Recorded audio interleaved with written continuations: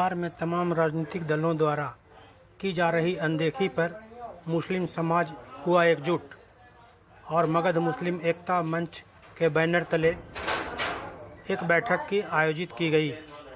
इस बैठक में पत्रकारों को संबोधित करते हुए मुस्लिम नेताओं ने कहा कि लगभग 17% की आबादी के बावजूद भी मगध में मुस्लिमों को कोई खास प्रतिनिधित्व नहीं मिल रहा है, जिसके खिलाफ वे लोग या तो नोटा पर बटन दबाएंगे या फिर निर्दलीय। श्री राधाकृष्ण PMR ईंट उद्योग आपके शहर में पहली बार हाईटेक क्वालिटी से बनी ईंट जो है सबसे बेहतर और सबसे मजबूत, अत्याधुनिक मशीनों से निर्मित अच्छी क्वालिटी और बेजोड़ मजबूती का वादा। श्री राधाकृष्णन PMR ईंट से दीजिए अपने आशियाने को एक फौलाद मजबूती। हमारा पता है इंच 2 के बगल में गोपालपुर शेरघाटी गया। एकता मंच का आज प्रोग्राम रखा गया इसलिए है कि आज़ादी के बाद से कुछ पार्टियां जो हमारे भारत के हैं वो मुसलमान को वोटर अपना पर्सनल बपौती समझ करके इस्तेमाल करते रहा है और धीरे धीरे इनकी हिस्सेदारी जो है सियासत में यानी टिकट में, कुर्सी में, हर जगह इनकी हिस्सेदारी कम करता है। अब चूँकि लड़के बहुत ही नौजवान पढ़े लिखे हो गए हैं, अब सब लोगों ने मिलकर ये तय किया है कि अब जब तक हमको अधिकार नहीं मिलेगा तब तक किसी भी पार्टी को हम लोग वोट नहीं देंगे। भलाएँ उसके लिए हमारे पूरे मगध में 2600 सीट पर जहाँ मौका मिला अधिक से अधिक सीटों पर हम अपना उम्मीदवार लड़ाएंगे और अपना वोट अपने लोगों के पास रखेंगे। और ये चेतावनी सिर्फ महागठबंधन को नहीं, सारे पार्टियों को। और अगर आरजेडी वाले ये समझते हैं कि मुसलमान बीजेपी को नहीं देंगे, अगर बीजेपी भी हमको हिस्सेदारी देती है तो मुसलमान बीजेपी को भी वोट डालेगा। धन्यवाद। तक हम सोशल वर्क में थे, ये पहली बार हम एक समाज के मंच पर बैठे हैं। आप लोग भी जानते होंगे कि सारे लोग जानते हैं और ये हमने आगाज किया है तो इसको अंजाम तक पहुंचाएंगे।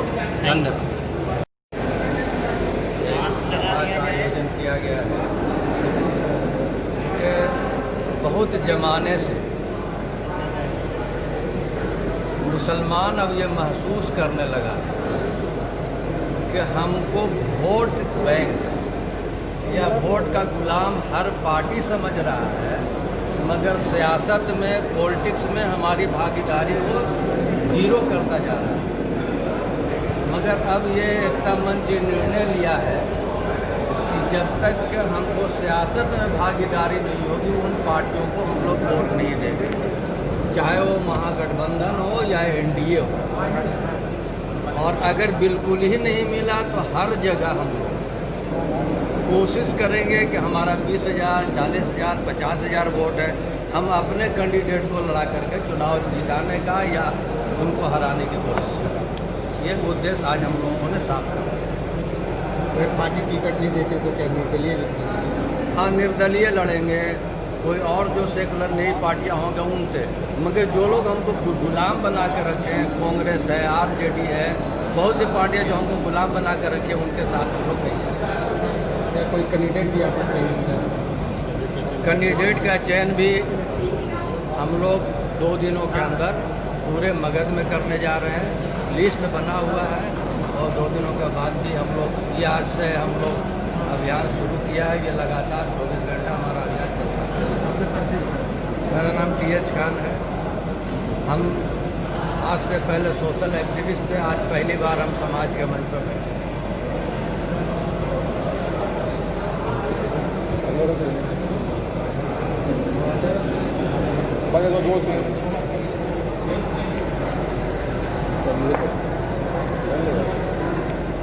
मुस्लिम एकता मंच के बैनर तले आज जिला स्तरीय बैठक का आयोजन किया गया।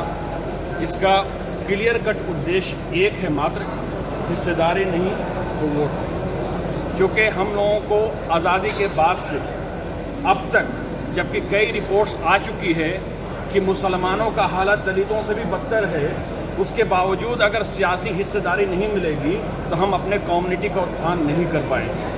और सियासी हिस्सेदारी की जब बात आती है तो चाहे वो जनतांत्रिक गठबंधन हो, चाहे महागठबंधन हो, कोई भी ऐसा गठबंधन नहीं है जिसने माइनॉरिटीज़, खासकर मुसलमानों को तरजीह देने का काम किया है। तो अगर यही हालात 2015 का रिपीट 2020 में महागठबंधन या जनतांत्रिक गठबंधन करती है तो मगध के मुसलमानों ने एक फैसला किया है अंडर द गार्जियनशिप कि हम लोग वोट का बहिष्कार करेंगे और अपने नए क्षेत्र में या अपने पुराने क्षेत्र में अपने कैंडिडेट्स को उतारने का काम करेंगे और उसी को वोट देने का काम करेंगे। उसके लिए समीकरण जो बिगड़ता है बिगड़ने दे, लेकिन हमारा काम ये है कि हम लोग एकजुटता से वोट एक ही तरफ करने जा रहे हैं, जिसका लाभ और हानि किसी को भी हो, लेकिन हमारा फायदा ये होगा कि हम अपनी सियासी बेदारी को दिखाने का काम करेंगे। अभी भी समय है।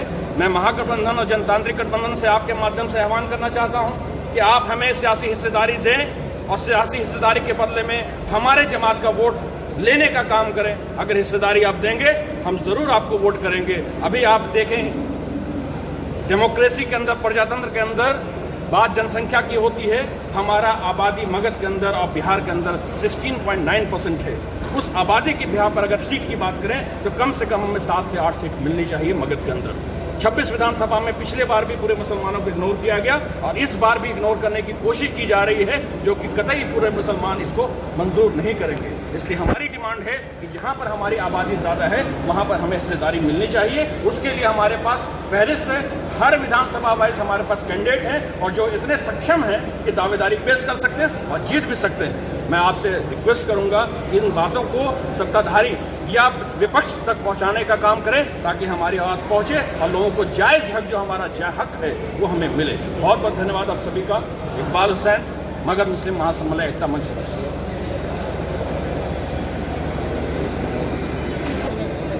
मंच के माध्यम से मैं यही कहना चाहता हूं कि इससे कुछ दिन पहले मैंने सोशल मीडिया पर महागठबंधन को चेतावनी दिया था कि अगर मुसलमानों को मगध में 6 से कम सीट मिली या सीट नहीं दिया जाएगा तो मुसलमान पूरा मगध में महागठबंधन का विरोध करेंगे। इसीलिए चेतावनी हम लोग ने पहले दिया था और उसके बाद हम लोगों ने कहा था कि हम लोग जल्द से जल्द प्रेस कॉन्फ्रेंस करेंगे और इसकी घोषणा करेंगे कि महागठबंधन अभी भी होशियार हो जाए।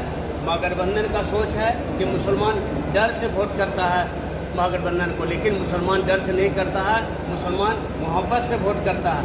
अगर वो सोचता है कि बीजेपी को वोट कर देगा थोड़े, लेकिन ऐसा नहीं है। मुसलमान मोहब्बत से वोट करता है। आइए, हमारा महागठबंधन ये सोचता है कि ये मुसलमान जाएगा कहाँ, बीजेपी को वोट देगा।